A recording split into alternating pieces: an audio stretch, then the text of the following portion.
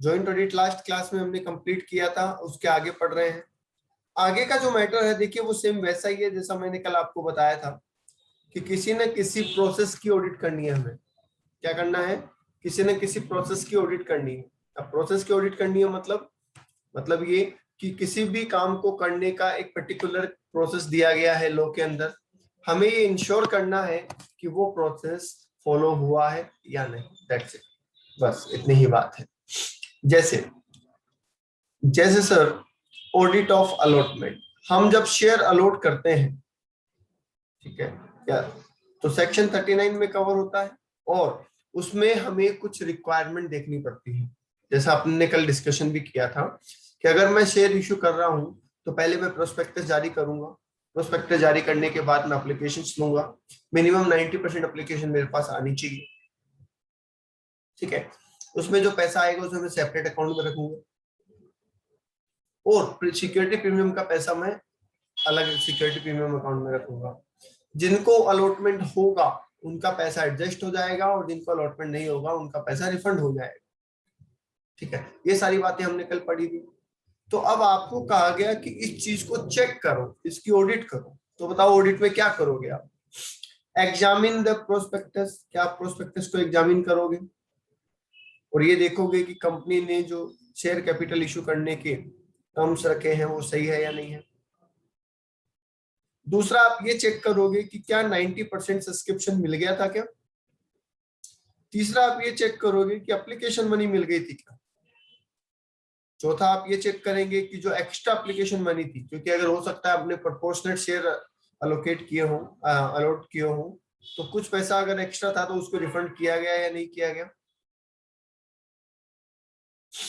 ठीक है। क्या अंडरराइटर अपॉइंट किया गया है और अगर हाँ अपॉइंट किया गया है तो क्या उसके ऑब्लिगेशंस को सही से डिस्चार्ज किया गया है, मतलब उसको जो उसका कमीशन है वो दे दिया हो, या उसने जितने शेयर खुद लिए होंगे क्या उसके रिगार्डिंग उसने पेमेंट कर दिया है, ठीक है। तो उसकी और कंपनी की दोनों की लायबिलिटी आपको चेक करनी है। उसके बाद लास्ट में ये चेक करना है कि जो जिनको शेयर्स अलॉट किए गए हैं उनका जो अलॉटमेंट सीट है या रजिस्टर है वो आरओसी में सबमिट किया गया या नहीं। तो अगर आप थोड़ा सा फोकस करेंगे तो आपको पता चलेगा कि इसमें आपको पूरा लो चेक करना है। तो हर लाइन के आगे आप क्या लगा देंगे, we check whether, we check whether, we check whether, मतलब ऐसा हुआ है या नहीं हुआ, ऐसा हुआ है या नहीं हुआ, बस ये चीज आपको चेक करनी है। बोलिए आगे बेटा, बात समझ में?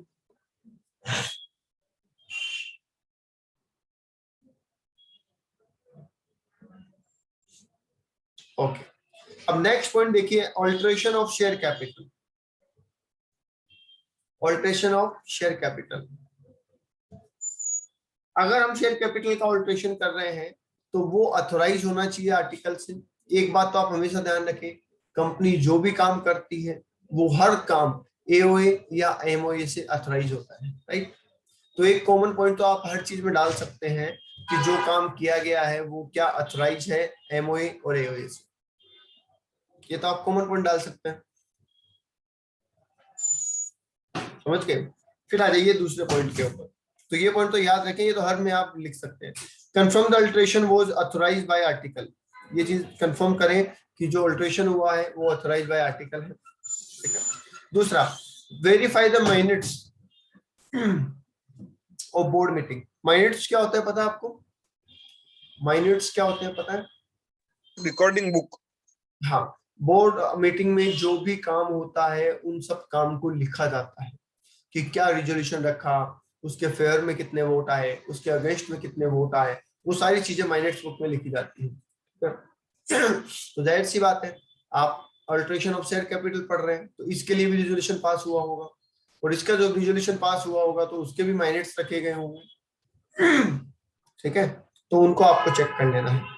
Ordinary resolution pass in general meeting, OR pass हुआ, दो चीजें होती है ना, ओआर एंड एसआर। जिस काम के लिए ओआर होना चाहिए उसमें आप लिख देंगे कि हम ये चेक करेंगे ओआर पास हुआ है या नहीं हुआ, और जिस काम के लिए एसआर पास होना चाहिए उसके लिए आप ये लिख देंगे कि हम ये चेक करेंगे कि एसआर पास हुआ या नहीं हुआ, ठीक है। ओके, एक चीज मैं आपसे पूछना चाहता हूँ, ठीक है, लॉ की जानकारी आपको मेरे से ज्यादा है, तो मैं देखता हूँ आपसे एक बात पूछ ही लूं। कंपनी में कोई भी काम कैसे होता है? देखिए, क्या ऐसा होता है कि बोर्ड ऑफ डायरेक्टर एक मीटिंग रखते हैं, बोर्ड ऑफ डायरेक्टर की मीटिंग होती है, इस मीटिंग में एक बोर्ड रिजोल्यूशन पास होता है, जिस रिजोल्यूशन से ये तय हो जाता है कि बोर्ड ऑफ डायरेक्टर वो काम करना चाहते हैं। फिर इस रिजोल्यूशन के बेस पे जनरल मीटिंग में एक रिजोल्यूशन पास होता है जिसको हम ORASR कहते हैं, और जब यहां से चीज पास हो जाती है तो ROC कंफर्म कर दी जाती है। बताइए।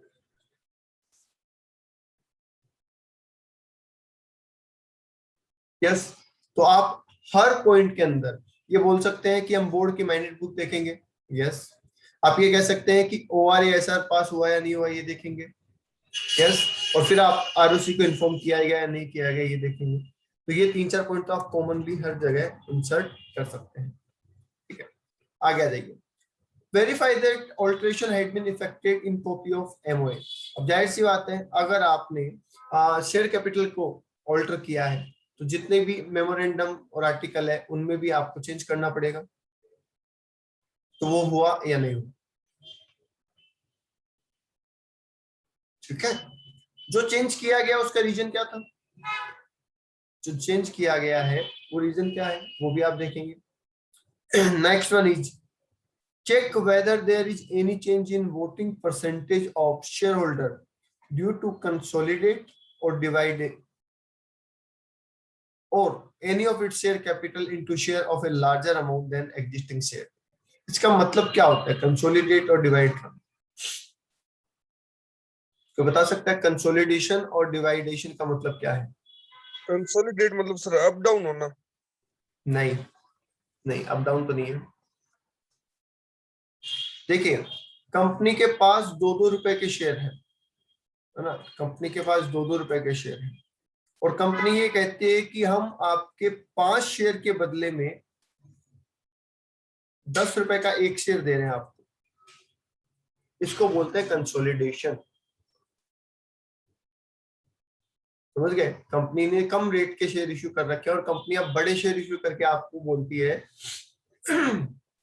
कि हम आपके पुराने शेयर तो ले लेंगे और आपको नए वैल्यू के नए शेयर दे देंगे। This is called consolidation, consolidate करना, राइट। और डिवाइड का हो गया मतलब उल्टा, 10 रुपए वाले शेयर एक शेयर को कन्वर्ट करके क्या कर दिया, 2 रुपए वाले 5 शेयर कर दिया। तो ये हो गया डिवाइडिंग ऑल या divide all.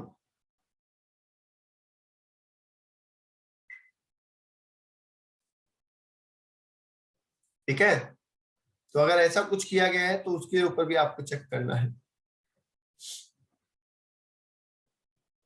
Verify proper accounting entries. जब ऑल्ट्रेशन किया गया तो उसके लिए प्रॉपर अकाउंटिंग एंट्री पास की गई या नहीं की, पुरानी कैपिटल को खत्म किया होगा, नई कैपिटल को जन्म दिया होगा, तो वो सारी चीजें आपको चेक कर लेनी है कि क्या वो प्रॉपरली हुए हैं या नहीं। Is that clear? आराम से एक बार चेक कर लो और कोई डाउट है तो पूछ लो।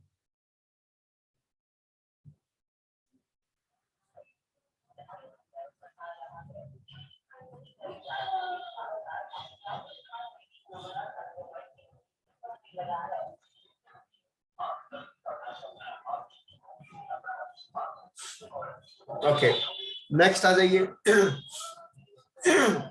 Audit of issue of bonus,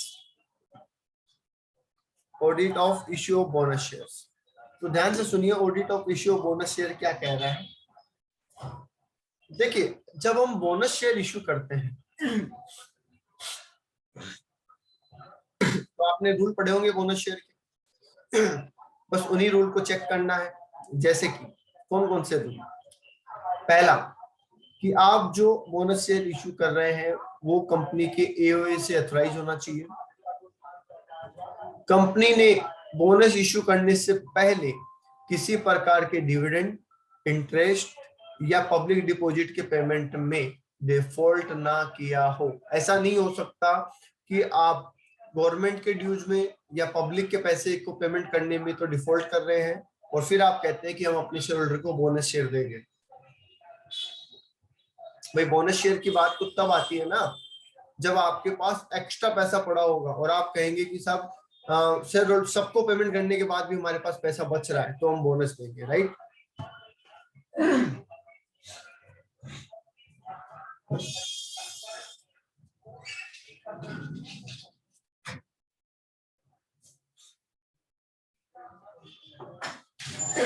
गरम पानी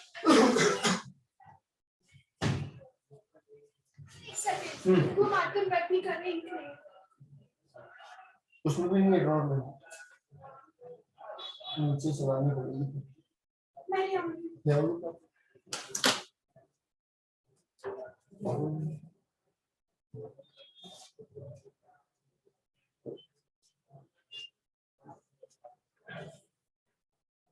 हाँ जी, ओके, सॉरी फॉर डिस्टरबेंस। चलिए, तो बोनस शेयर की हम बात कर रहे थे। बोनस शेयर कब इश्यू किए जाते हैं भैया? तो बोनस शेयर इश्यू करने के लिए कंडीशन है। पहली कंडीशन ये है कि आपका बोनस शेयर इश्यू एओए से ऑथराइज होना चाहिए। दूसरा, बोनस इश्यू करने से पहले आपको किसी भी प्रकार के डिफॉल्ट से बचना होगा।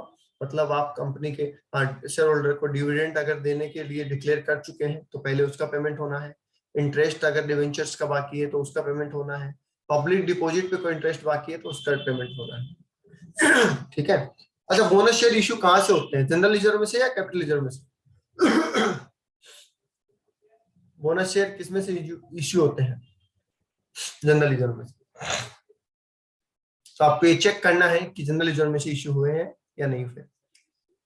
Check whether the statutory dues are not pending. Statutory dues का मतलब पीएफ का पैसा है ना, गवर्नमेंट का पैसा, ऐसा कोई भी अमाउंट बाकी नहीं होना चाहिए। क्योंकि मैंने कहा ना, इन शॉर्ट पीएफ का मतलब सिर्फ इतना सा है कि अगर आप,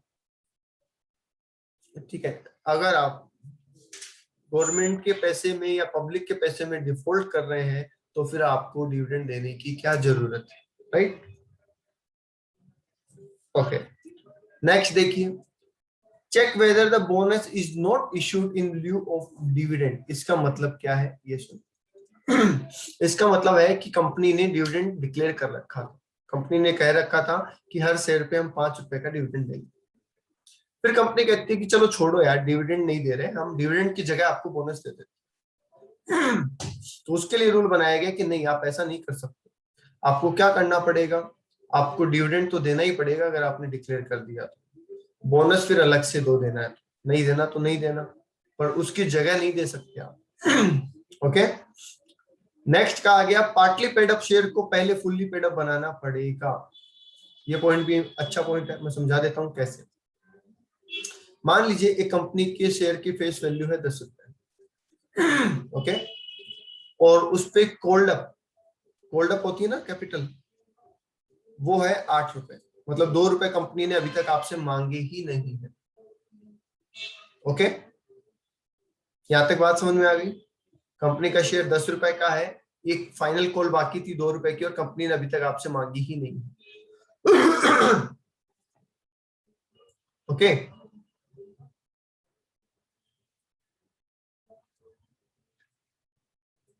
ठीक है। अब कंपनी कहती है कि भाई साहब हमने बहुत पैसा कमा लिया और हमारे पास अब बहुत पैसा पड़ा है एक्स्ट्रा, तो हम आपको बोनस शेयर देना चाहते हैं।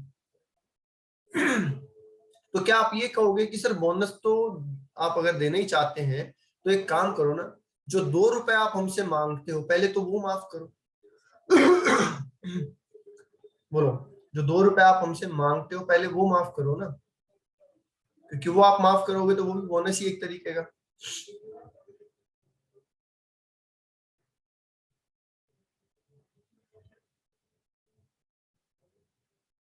तो इसलिए बोला गया कि बोनस देने से पहले आपको पार्टली पेड अप शेयर को फुल्ली पेड अप में कन्वर्ट करना पड़ेगा। तो हर चीज का एक प्रोसेस होता है, समझ गए? चलिए, कोई डाउट यहां तक बोल दो किसी को। ओके, ऑडिट ऑफ बायबैक, ये मोस्ट इंपोर्टेंट लगा लेना, इस पे शॉर्ट नोट एग्जाम में आ सकता है। ऑडिट ऑफ बायबैक में क्या कह रहे हैं? कि जब कंपनी अपने ही शेयर को वापस परचेज करती है, जब कंपनी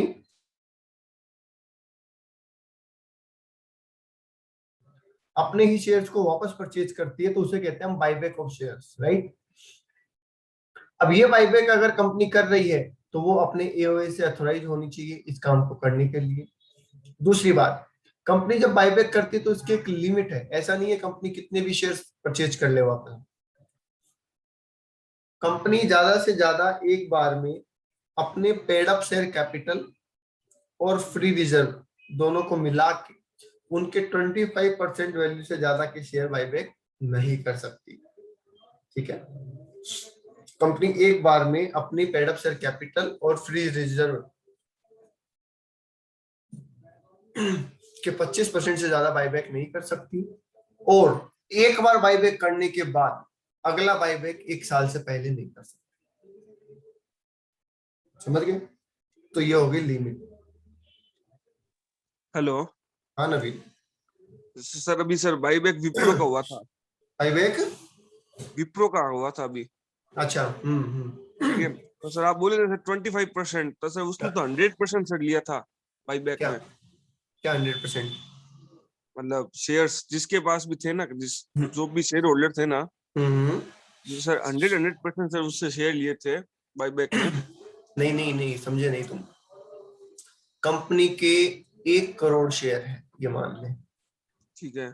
ठीक है, और कंपनी इसमें से अपनी paid up capital plus free reserve का 25%, जो कि मान लो होता है 40 लाख शेयर के बराबर, ठीक है।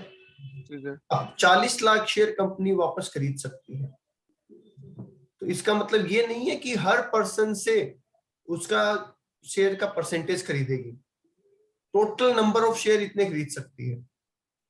अच्छा। समझ गए? अब तुम्हें बोलेंगे कि भैया हम शेयर वापस खरीद रहे हैं, तुम्हारे पास 100 शेयर है तो तुम्हारे 100 खरीद लेंगे, तो तुम्हारे तो 100% ही खरीद रहे हैं ना। हाँ। नंबर ऑफ क्वांटम जो है वो टोटल का क्वांटम है, अपने इस पर्टिकुलर शेयर होल्डर का क्वांटम नहीं है वो। Okay sir. समझ गए? क्योंकि कुछ शेयर तो कंपनी के मालिकों के पास, कंपनी के जो केएमपी है उनके पास भी तो होंगे ना। सही है हाँ, तो नंबर ऑफ शेयर इतने परचेज करने, ठीक है, हर सर। ये पर्सन को। बाईबैक का पेमेंट कब तक आता है? बाईबैक का पेमेंट तो ऑलमोस्ट तुरंत ही आ जाता है, क्योंकि वो 2-3 दिन जो ट्रांजेक्शन का टाइम होता है वही होता है, T+3 होता है वो, ट्रांजेक्शन प्लस 3 दिन। Okay sir. ठीक है, तो इट्स नॉट बेटा आवर लिमिट। चलिए, आगे लिखा है कि वेदर स्पेशल रिजोल्यूशन पास हुआ था या नहीं हुआ था, वो हमें चेक करना है। अगर कंपनी लिस्टेड है तो सेबी का जो रूल है उनको कंप्लाई किया गया या नहीं किया गया।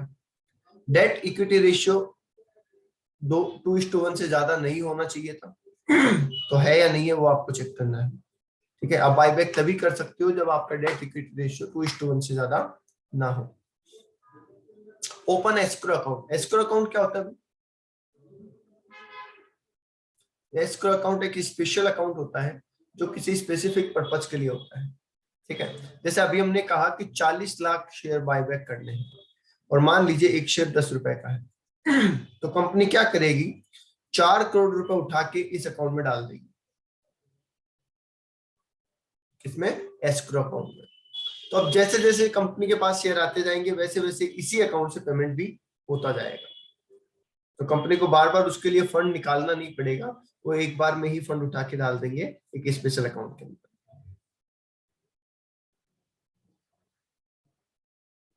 ओके, चलिए next, declaration of solvency. Company बोलेगी कि हम शेयर वापस तो परचेज कर रहे हैं पर हमारे पास इतने फंड हैं कि हम सॉल्वेंट हैं, हम इंसॉल्वेंट नहीं हो रहे, ठीक है। ऐसा ना हो कि बायबैक के चक्कर में आप इंसॉल्वेंट ही हो जाओ और आपके पास अपनी जो लीगल ड्यूज है उनको पे करने का ही पैसा ना बचे। ठीक है, एंड लास्ट वन क्या कहा है जो मैं आपको ऑलरेडी बता चुका हूं कि एक बायबैक करने के बाद 1 साल तक दूसरा बायबैक नहीं कर सकते। मतलब 2 बायबैक ऑफर के बीच में 1 साल का डिफरेंस होना चाहिए।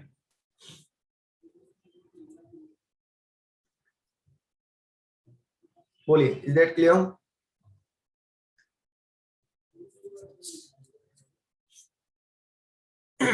चलिए आगे आ जाते हैं शेयर ट्रांसफर ऑडिट। देखो शेयर ट्रांसफर ऑडिट पहले मैं आपको समझाता हूँ, फिर अपन इसका डिस्कशन करेंगे। आजकल तो क्या हो गया, डीमेट अकाउंट हो गए, तो ऑनलाइन आप शेयर को तुरंत बेच सकते हैं और तुरंत ही शेयर आपके अकाउंट से दूसरे के अकाउंट में चले जाते हैं। ठीक है, पहले क्या होता था, फिजिकल शेयर्स होते थे। फिजिकल शेयर होते थे तो जाहिर सी बात है ट्रांसफर भी फिजिकली होता था, ट्रांसफर भी फिजिकली होता था। तो उसमें क्या होता था कि नवीन के पास कुछ शेयर है और नवीन अपने शेयर मुझे बेचना चाहता है, तो नवीन अपने शेयर लेगा, उसके साथ में एक ट्रांसफर फॉर्म आता था, ट्रांसफर फॉर्म लेगा और उन फॉर्म को और उस शेयर्स को लेके जाएगा ब्रोकर के ऑफिस, राइट, ले जाके ब्रोकर के ऑफिस को दे देगा। उस फॉर्म में नवीन की डिटेल भी होगी और मेरे अकाउंट की डिटेल भी होगी, तो वो शेयर्स क्या होंगे, नवीन के अकाउंट से ट्रांसफर होके मेरे अकाउंट में आ जाएंगे। ठीक है, अब आपको चेक करना है कि साहब ये ट्रांसफर सही से हुआ या नहीं, तो बताओ क्या चेक करोगे? क्या आप ये चेक करोगे कि नवीन ने जो फॉर्म भरा वो प्रॉपर्ली भरा, उस फॉर्म पे नवीन के सिग्नेचर है, ठीक है, वो शेयर प्रॉपर्ली मेरे अकाउंट में क्रेडिट हो गए हैं, वो शेयर प्रॉपर्ली मेरे अकाउंट में क्रेडिट हो गए हैं। बोले क्या ये सारी चीजें चेक करोगे? यस। साथ ही साथ आप एक चीज और चेक करोगे कि जब मैं शेयर परचेज कर रहा हूं और अगर शेयर फुल्ली पेड अप नहीं है, पार्टली पेड अप है, तो आप मुझसे ये कंफर्म करोगे कि भैया आप शेयर परचेज तो कर रहे हो, पर क्या यह आपको बात पता है ना कि जो शेयर्स हैं वो पार्टली पेड अप है, फुल्ली पेड अप नहीं है? क्योंकि अगर हम आपसे ये कंफर्म नहीं करेंगे और कल को कंपनी आपसे ये बोलेगी कि लाओ भैया फाइनल कॉल आप दो क्योंकि शेयर आपके पास है, और आप कहोगे साहब मुझे तो पता ही नहीं था, मुझे तो जिसने बेचा उसने कहा था कि पूरा पेमेंट हो रखा है, तो गड़बड़ हो जाएगी ना। बोलिए भैया, अगर आप जिसको शेयर बेच रहे हैं, नवीन मुझे शेयर बेच रहे हो, नवीन मुझे बताता ही नहीं है कि सर ये तो 8 रुपए का पेमेंट हो रखा है, 2 पेमेंट आपको करना पड़ेगा, मैं फुल्ली पेड अप समझ के नवीन से खरीद लेता हूँ, और फिर कल को जब कंपनी पैसे मांगेगी तो मैं थोड़ी दूंगा कंपनी को। तो उसके लिए एक एनओसी ली जाती थी कि आपको इस बात के बारे में जानकारी है और आपको इससे कोई ऐतराज नहीं है।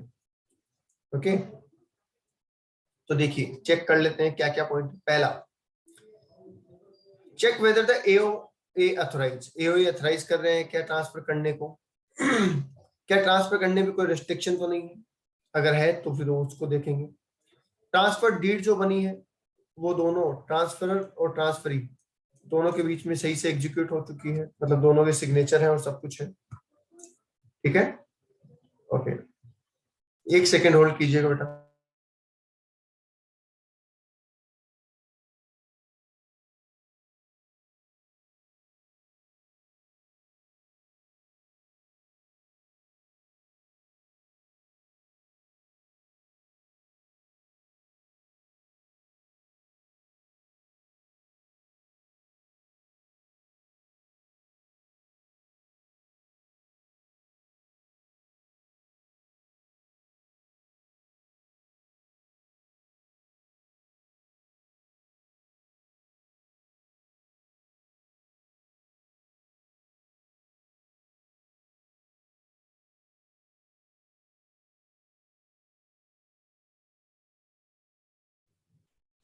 ओके,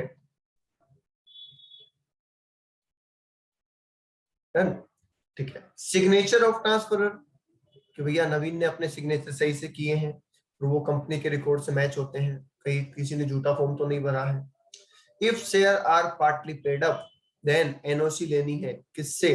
ट्रांसफरी से, मुझसे, कि भैया आपको पता है ना शेयर पार्टली पेड अप है, मैं कहूंगा यस सर मुझे पता है, आप तो ट्रांसफर कर दो, तो वो उस पे आ जाएगी।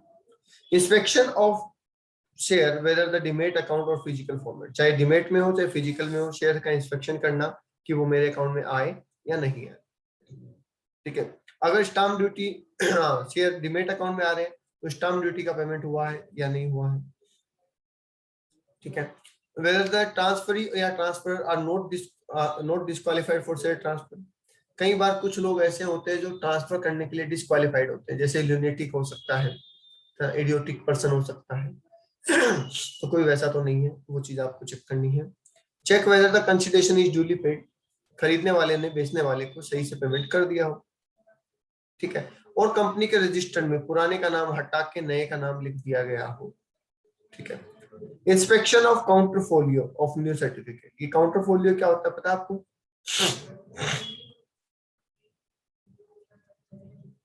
काउंटरफोलियो क्या होता है पता है क्या?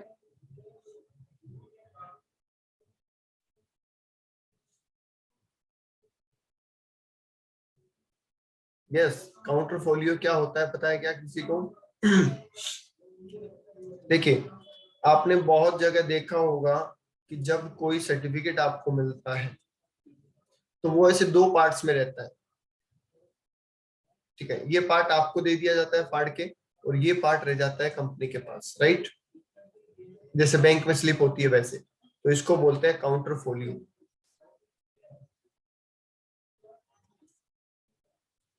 समझ गए? इसको कहते हैं काउंटरफोलियो। तो इससे मैच कर लिया जाएगा कि सर्टिफिकेट जो इशू किए गए हैं वो सही है या नहीं। ठीक है। And last one is check whether the transfer deed has been registered with ROC. जो भी ट्रांसफर डीड है क्या वो आरओसी के साथ रजिस्टर्ड है या नहीं। बता दो बेटा एक बार, क्लियर है क्या यहाँ तक? ये सारी कानूनी कार्रवाई चल रही है, हमें तो सिर्फ इंश्योर करना है कि ये सही से काम हुआ या नहीं।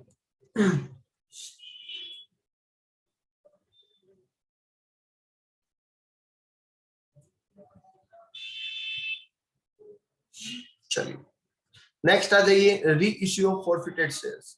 फॉरफिटेड शेयर आपने अकाउंट्स में जरूर पढ़ा होगा कि अगर कोई कॉल्स का पेमेंट नहीं करता है तो उसके शेयर को हम फॉरफिट कर लेते हैं, और शेयर को फॉरफिट करने के बाद, शेयर को फॉरफिट करने के बाद हम री इश्यू कर देते हैं किसी नए बंदे को। ठीक है, तो ये ऐसा अगर होता है तो उसमें क्या प्रोसेस रहेगा, हमें क्या चेक करना है? पहला ही हमें चेक करना है कि एओए ऑथराइज करते हैं क्या री इश्यू करने के लिए। क्या एओए ऑथराइज करते हैं नए शेयर को दोबारा इश्यू करने के लिए? जो अमाउंट हमें मिला है किससे मिला होगा? जिनसे हमने पहले शेयर इश्यू कर रखे थे और जिनको हमने बाद में शेयर इश्यू किए, दोनों से। ठीक है, तो उनकी एंट्री प्रॉपर्ली अकाउंट्स में हुई है या नहीं हुई है? जितना अमाउंट हमें शेयर पे मिल गया था फॉरफिट होने से पहले, वो पार वैल्यू से कम नहीं था या था, वो कितना था वो आपको वेरीफाई करना है। Auditor should check total amount received on share including received prior to forfeiture is not less than par। मतलब कि मान लीजिए 10 रुपए का शेयर था, मैं थोड़ा क्लियर कर दूं, और 6 रुपए आपको ऑलरेडी मिल चुके थे, 4 रुपए बाकी थे, इसलिए आपने शेयर फॉरफिट कर दिया। जब आप दोबारा शेयर इशू करेंगे तो मिनिमम 4 रुपए तो लेंगे लेंगे आप, बताइए। जब आप दोबारा इशू करेंगे तो नए शेयर होल्डर से 4 रुपए तो लेंगे। यस, क्योंकि आप एट पार से कम पे इशू नहीं करते हैं। डन। नेक्स्ट बोला गया है कि कंप्यूटेशन ऑफ सरप्लस अमाउंट। अब सरप्लस अमाउंट क्या, मान लीजिए आपने इससे लिए थे 6 रुपए और नए वाले से ले लिया 8 रुपए, तो टोटल आ गए कितने रुपए आपके पास? 14 रुपए, जबकि शेयर कितने का था? 10 रुपए। तो ये 4 रुपए कहाँ चले जाते हैं? 4 रुपए कहाँ चले जाते हैं? Capital reserve account. ऐसे ही तो करते हैं। यस, क्योंकि वो शो फॉरफिचर का बैलेंस आप ट्रांसफर करते हैं ना, वो यही इसी तरीके से होता है। ठीक है, where partly paid up share are forfeited for non-payment of call and reissue as fully paid up, the reissue is considered as an allotment at a discount and compliance of provision of section 53 is essential। मतलब आपने यहाँ पे 6 रुपए में ले रखे थे और 4 रुपए बाकी थे, इसलिए आपने शेयर को फॉरफिट कर लिया, और बाद में किसी पर्सन को वो शेयर दे दिए, किसी पर्सन को वो शेयर दे दिए as a fully paid up, और वो भी 2 रुपए में दे दिए,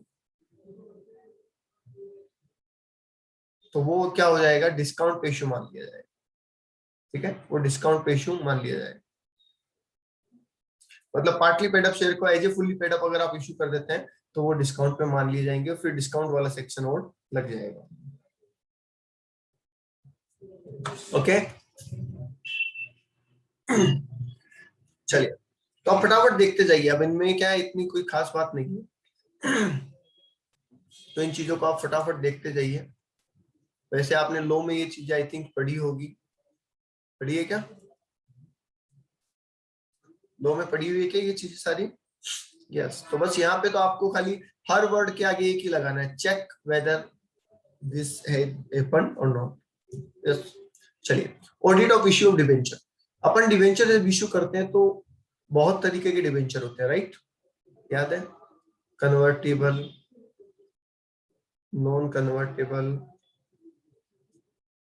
ठीक है, रिडीमेबल, इररिडीमेबल, याद है? यस।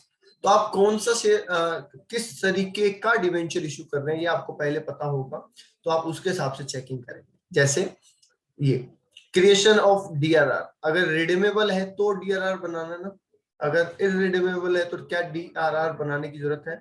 डिवेंचर रिडम्पशन रिजर्व, समझ गए? अगर रिडीमेबल ही नहीं है तो रिडम्पशन रिजर्व बनाने की जरूरत क्या है? तो ये आपको ध्यान रखना है, उस केस में लिखना है। Appointment of debenture trustee, debenture trustee का अपॉइंटमेंट करना है और ट्रस्ट डीड बनानी है। क्रेडिट रेटिंग, क्रेडिट रेटिंग का मतलब आप कुछ रेटिंग एजेंसियों से, जैसे क्रिशल होती है, आईसीआरए, इकरा होती है, इन कंपनियों से आप क्या लेते हैं? सबसे पहले रेटिंग लेते हैं। भाई डिवेंचर इशू करने का मतलब क्या आप पब्लिक से लोन ले रहे हैं? डिवेंचर इशू करने का मतलब क्या आप पब्लिक से लोन ले रहे हैं?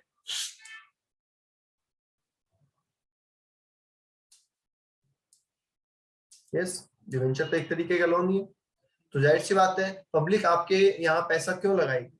तो उसके लिए वो इंश्योर करेगी कि आपने उसके लिए वो इंश्योर करेगी कि आपने क्या किया हो, आपने पैसा डिपॉजिट क्रेडिट रेटिंग एजेंसी से रेटिंग ले ली हो, और रेटिंग एजेंसी ने अच्छी रेटिंग आपको दे रखी हो। जैसे गूगल रिव्यू देखते हैं ना अपन किसी चीज का, तो वैसे ही ये कंपनी का रिव्यू है कि कंपनी आपको पैसे उधार ले तो रही है, आपसे पेमेंट करेगी या नहीं करेगी, करने की कैपेबिलिटी कंपनी की है या नहीं है, उसके लिए ये रेटिंग है जो आपको डिबेंचर इशू करने से पहले लेनी होती है। ठीक। नेक्स्ट, ऑडिटर चेक करेगा कि डिबेंचर इशू करने पे जो अमाउंट आया है उसका क्या ट्रीटमेंट किया गया है, डिबेंचर जो इशू किए गए हैं वो सिक्योर्ड है या अनसिक्योर्ड है। ठीक है, अगर डिबेंचर को प्रीमियम पे या डिस्काउंट पे इशू किया गया है तो उस अमाउंट को सेपरेटली क्या किया गया हो, सेपरेटली अकाउंट में डिपॉजिट किया हो। इंटरेस्ट ऑन डिबेंचर, अब यहां तक तो बात आ गई इशू की। अब आइए उसकी रेगुलर इनकम पे। आपने जो डिबेंचर इशू किए उस पर आपको देना पड़ेगा इंटरेस्ट, तो आपने उस इंटरेस्ट के लिए जो एक्नॉलेजमेंट इशू किए होंगे डिबेंचर होल्डर्स को वो चेक करेंगे। आपने कैश का पेमेंट उनको दिया होगा फॉर इंटरेस्ट, वो चेक करेंगे। उस इंटरेस्ट को आपने पिंडल में चार्ज किया होगा तो वो चेक करेंगे। और आपने जो डीआरआर बनाया उसकी टर्म्स एंड कंडीशन क्या है वो भी चेक करेंगे। तो ये डिवेंचर से रिलेटेड सारे काम आपने कर लिए, तो आपकी डिवेंचर ऑडिट हो गई। नेक्स्ट बताइए। नेक्स्ट, रिडम्पशन ऑफ डिवेंचर की बात कर लेते हैं। इफ डिवेंचर आर रिडीमेबल तो it can be redeem in any of the following way. कैसे कैसे इसको हम रिडीम कर सकते हैं? पहला, creating DRR, debenture redemption reserve बना के, right. Second, by way of payment on fix date, एक फिक्स डेट को पेमेंट कह दे, पहले ही कह दे कि भैया आज इतनी तारीख को इसका पेमेंट मिलेगा तो आप आके ले सकते हैं। ठीक है। और तीसरा, payment whenever the company desire to do, company जब भी चाहे तब कंपनी पेमेंट करके इनको रिडीम कर सकती है। तो ये कुछ तरीके हैं डिवेंचर को रिडीम करने के। ठीक है। अब आपकी ड्यूटी क्या बनती है एज ए ऑडिटर? आपकी ड्यूटी ये बनती है कि साहब आप तो डिवेंचर और ट्रस्ट डीड की, डिवेंचर और ट्रस्ट डीड जो बनाई गई है, डिवेंचर डीड बनाई गई है, उसके टर्म्स एंड कंडीशन देखेंगे, माइनेट्स बुक देखेंगे, जो रिडम्पशन का वाउचिंग हुआ है, वाउचिंग मतलब कि जैसे ही हमारे पास डिवेंचर आया हमने डिवेंचर को तो कैंसिल कर दिया और उसके बदले में पेमेंट कर दिया। ठीक है। और अकाउंटिंग ट्रीटमेंट सबका प्रॉपर्ली हुआ है या नहीं हुआ है, ये सारी चीजें आप चेक करें। एक बार बता दो बेटा, यहां तक बातें क्लियर है क्या?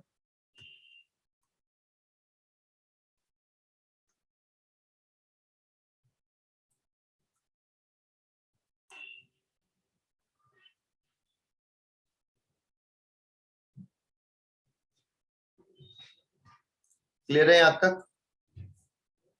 चलिए फिर आज के लिए इतना ही करते हैं, ठीक है, आज के लिए इतना ही करते हैं बेटा, थैंक यू, बाकी करेंगे कल। हेलो हाँ नवीन। सर, इसकी पीडीएफ भेज देना हाँ ग्रुप में। ओके।